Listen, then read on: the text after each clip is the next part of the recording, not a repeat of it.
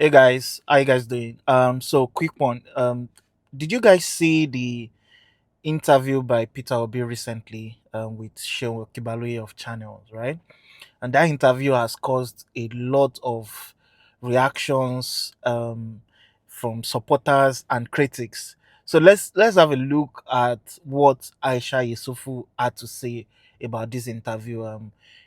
You probably saw it already, but Rufai Oseni also had something to say about it, and he had very, very strong criticism for Peter Obi. But let's quickly have a look at Aisha Yusufu's response. So, Mr. Peter Obi did an interview with Sheun yesterday, right? Being Sunday at 8 p.m. And it's honestly for me, I just feel irritated by the whole thing. You understand? I really and absolutely feel irritated. Usually, when Peter Obi does his interviews and all of that, there's that excitement, see and what is said, what is being said, sharing, okay, the conversation, okay, what are the things. But I just for this particular one, and I think maybe going forward, I'm going to have the same feeling. It's just a feeling of irritation because what are we doing here? It's the same conversation again and again. I don't think there's any question that Sheun asked Peter Obi that has not already been asked. You understand? I don't think there's any question that we have not talked about. There wasn't anything new because I tried to go through. Usually for those of you of my Vancouver family, for those of you who are used to my channel and the way I report this, I would have picked up one or two things from inside of it and then be able to sit down and discuss it and all of that. And I'm going through, I'm not seeing any question that it's new, it's that we've not heard or that we don't know the answer to. But we waste our times because, and you see again and again and again, more pressure is being put on Peter Obi for him to be the one, to come out and talk to the people and say what do you want to do with insecurity? What do you want to do with this? What do you want to do with that? But other candidates, nothing is being said about them. They're not coming out to do the interview. So looking at someone like Mr. Bola Ahmed Tinubu, the former governor of Lagos State, who rigged the election and got himself sworn in. Nobody is asking him tough questions. He's not in front of the camera. He's not being judged. He's going about freely, doing his own business. And yet, the one person who cares, who has been out there, who is speaking to the people, is the one that more and more is needed from him, more and more needs to be. And it's not even about needed, but can you just ask questions that are different from what we've heard all this while? Can we have something that it's not about, okay, let me have it. Okay, so there's a way that questions are asked, and you know that they're trying to, okay, let's see if you can answer this. Sure, you said this the other day and whatever. So this video is probably going to put me in some trouble, but you know what? We just have to say the truth. So Aisha Yesufu started by saying that she feels very irritated by the video or by the interview, and going forward, she may not be watching, or no, let me just quote that correctly. Going forward, she feels that she will most likely be irritated by other interviews that PO grants. And obviously, our explanation, our reason behind this is because there are no new questions. We already know the answers. The journalists are not asking, questions that would, I guess, excite the audience. Other people are not coming out to speak to Nigerians. By other people, I mean the president and like Atiku, who is also a presidential candidate. They don't come out as often as Peter Obi, and because of that, PO, who does this because he cares, seems to always been demanded to, you know, people are demanding more from him. There's pressure on him to keep doing these things, simply because he cares about Nigerians, right? And she also believes that a lot of the questions are more like entrapment, like, okay, we just want to ask so that you can give this response or a particular response, and then we can then quote it to say, oh, but you said this in this also, so almost like a got you questions. And to be honest, I understand this. I understand where Aisha Yesufu is coming from. And I'm just going to, first of all say that Aisha Yesufu is not alone in this, right? A lot of people seem to be fatigued, irritated by the constant manner in which these interviews go. But there's something I feel like Aisha Yesufu is not addressing. I don't particularly think Aisha Yesufu is irritated simply because PO keeps going to these interviews. Guys, I actually think Aisha Yesufu is irritated because, like she's mentioned, there are no new questions, or maybe there are also no new answers, to be honest, right? Because think about it. If you are someone who listens to PO a lot, there is no way there is no way that you haven't heard anything he has said before. Now, this obviously positively points to consistency, right? He's consistent in what he says, he knows what he's talking about, he has said it time and time again, and he believes this thing. And obviously, the fact that he has repeatedly said these things, it means that, you know, these are the things that he really, truly, truly believes and is going to do them. On the other flip side, you think about freshness. Does it mean that he's also stagnant? Does it mean that he's not thinking about, various ideas, different ideas, being learning about new things, new solutions to things? Because the solution you gave in 2023, is it necessarily what would apply in 2026 or 2027? Are there nuances to these things that you can look at and be like, okay, at this time it was this? For instance, like take the subsidy matter, for instance, right? Subsidy has been removed, right? At the time, the conversation was about subsidy being removed. But now, Tinubu has removed it. But is that all there is to it about, the downstream sector? Right? Do you get my point? So obviously, as events move, or as the days and years go by, you would have new things or new realities that Nigerians are facing that needs to be tackled. And this is where I think the issue is, especially for me, right? There's no newness to what PO is talking about. You can literally pull out a video in 2023 and this particular interview, and there's really no difference in what he has said. But this is why I feel like I'm going to sort of go into this very well. So I actually believe that it is not as much as, the questions being asked, because the questions will most likely still sort of be around, okay, see, insecurity, what are you going to do, education, what are you going to do, and all those sort of things, right? I feel like the listeners are now fatigued. When you listen to the same music consistently, constantly, at some point you get tired. I mean, at some point you get tired. At some point, you just want something new, right? That is why musicians would they sleep in the studio trying to always bring new stuff just to excite their fans.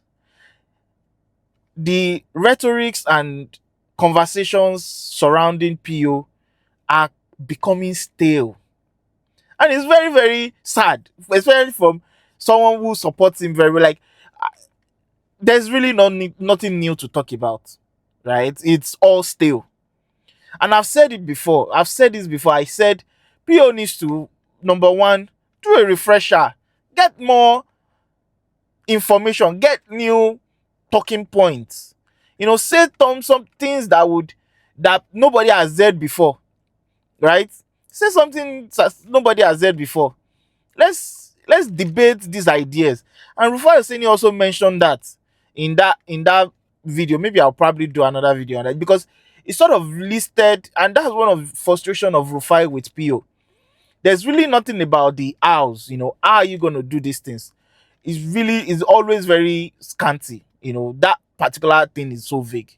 Especially, it might even say how in some other things, but you see security. I said it somewhere before. Like, you find it a lot easier to squeeze a rock, water out of a rock, than PO to actually tell you how he's going to fix insecurity. He rarely even talks about even the generic points, like, oh, we are going to, like, he's tried to mention it, but never in detail, like the way Rufai sort of broke it down. Because when Rufai was saying all this, I don't think terrorists saw that video and be like, wow, we need to edge against this, because what is so deep about sharing your ideas? But anyway, this video is getting too long. So let me just quickly address a few things, right? So, yes, this is where the journalists also have to take responsibilities. The journalists are very lazy. They really do research. They have almost like a default question to ask. Now, when you know that your audience or your interviewee or the person, your guest, right, is not necessarily going straight to answer the questions, or how, like, can't you actually do your job and sort of rephrase the question in a way that would actually prompt the guest to answer the question? So this is what I mean. Like, for instance, um you say, what are you going to do about insecurity? And PO comes, says, oh, we be decisive, we will do things differently, we will lead from the front. These are the sort of things he says. So I would expect, like, the interviewer, who probably knows what he's doing. Obviously, I'm not a journalist, so I probably not even know as much. But from a layman, like, okay, so talk about certain issues that have happened in the insecurity, like in the security sector, like in the what's going on. Talk about the funding, like, oh, the budget, so thing, or the government has budgeted so amount of money for the armed forces between 2023 to now. What are you looking, what's your philosophy on budgeting for or finance for the armed forces?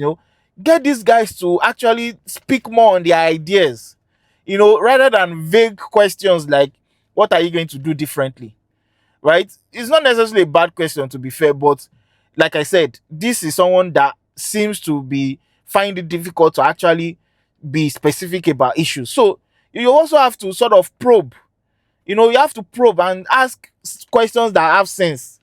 I, I guess this is the frustration of Aisha Yesufu. Perhaps if these sort of questions are asked, then PO would find that sort of okay avenue to then share more ideas. But when you keep making it so generic, perhaps that's why you are also get generic answers, right? So she also said we already know the answers. Personally, let's now put it this way now. Assuming PO actually does come out to speak on specific issues, highlight some of the things he's going to do and how he's going to do it.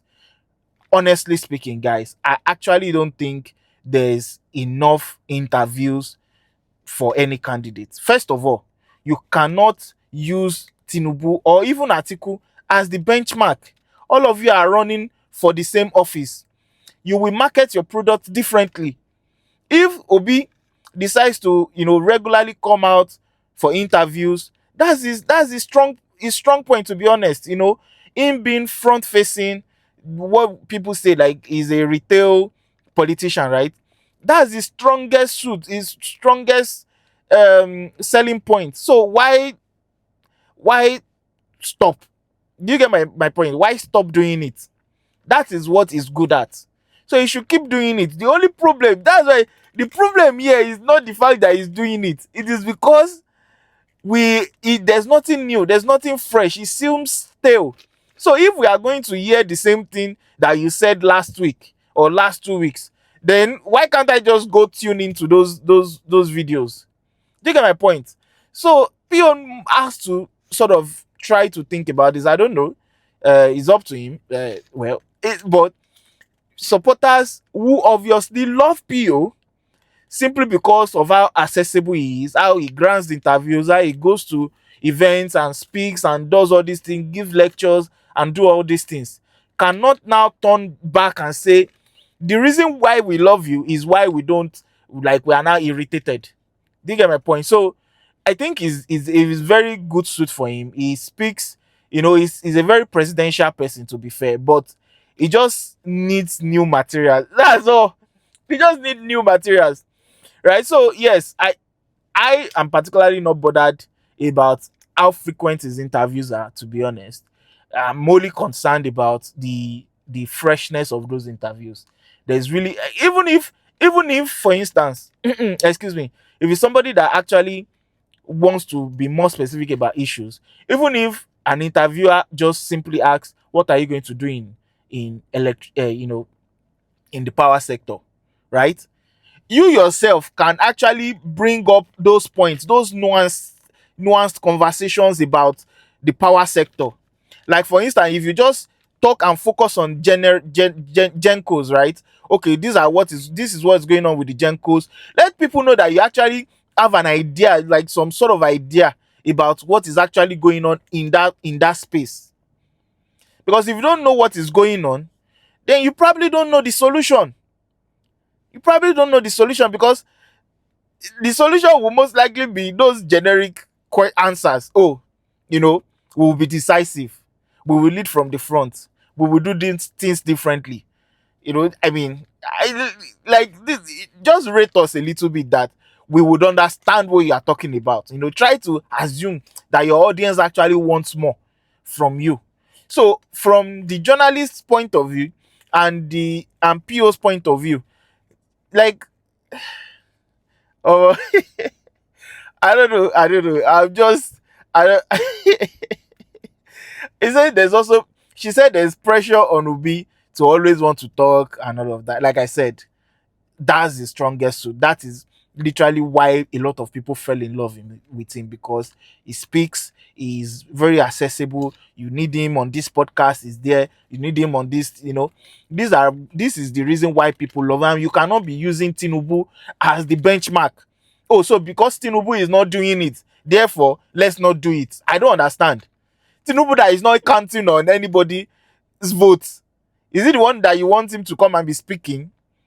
Right? So Tinubu is not counting on anybody's vote. He knows what he wants to do to win. It is you who need the vote of the masses. You are the one that cannot be tired to speak. Just make it fresh. So she also talked about questions that to entrap him and all of that. I mean, this is not a newbie in politics, and he actually is a very very wise guy. He knows how to work his way around these sort of entrapping questions. And there was actually one response he gave in that interview when Sheon asked him about the whole civil war, Biafra, and as Nigeria moved on from the Igbo, so-called Igbo coup. But I don't even understand why that question is necessary. But it's also very, because at the end of the day, you don't know who is going to get that video or be watching. So everybody, there are so many things people pick from interviews, and I actually think he answered that question correctly, to be honest, and I stand to be corrected because his response was simply, if Nigerians vote for me now, it will clearly show that we have moved on. It will show that Nigerians have actually evolved from that period, from that dark past. So guys, tell me what you think about this whole thing. I don't know about Aisha. I just believe that Aisha is not irritated, particularly because PO constantly goes to interviews. I think the irritation here is because it doesn't look new. She felt like I've heard this before. I've seen this before. There's nothing new. And for somebody that is so close to PO, she probably hears this thing like yeah. Even interviews that we don't see, events that we don't see, probably like organizations that he has gone to speak that we are not even aware of, that Aisha Yesufu was probably present. When you hear something like constantly, it can get it can get very tiring. So I think that is what is going on. But I don't know, Sha. I stand to be corrected. Um I will be it will be difficult, Sha, to convince me that that is not the case. But you know what? Let's hear your thoughts. And yeah, see you guys on the next one.